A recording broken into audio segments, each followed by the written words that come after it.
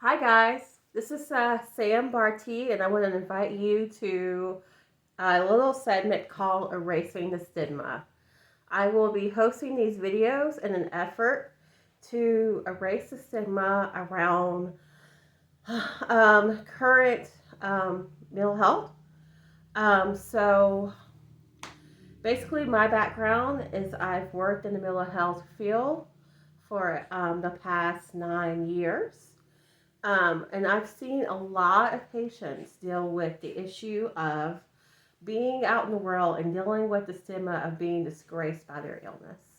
And to me, I'm sitting there like, that's not fair. Like, what's up with that?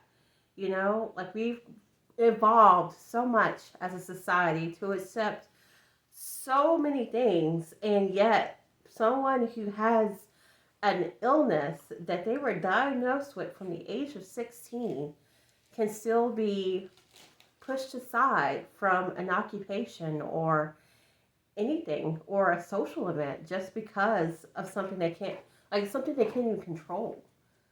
And to me, I feel like it's time for a change, for information to be free flowing. I'm going to be clear cut and honest with you.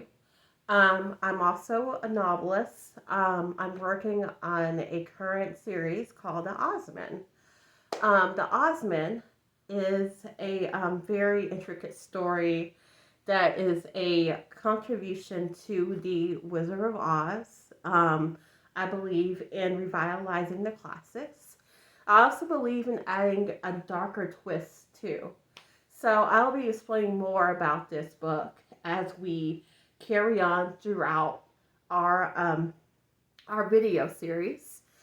Um, and hopefully, by the time this is done with, it's published and available for the general public. And I would be very excited about that. But anyways, how is that book related to what we're doing now? So, my main character in the book is a African American girl, and I decided to raise awareness by making her a bipolar candidate. And as she's 21, as she goes through her venture throughout the story, it becomes sort of something that she has to consistently battle with and struggle. It's like a struggle within a struggle. You have the overall plot complexity, and then within that complexity, you have this struggle within her that she can't really overcome without certain aids. And as you grow to read this book, you slowly grow to learn her world, to learn who she is as a person, and hopefully grow to love her as time goes on.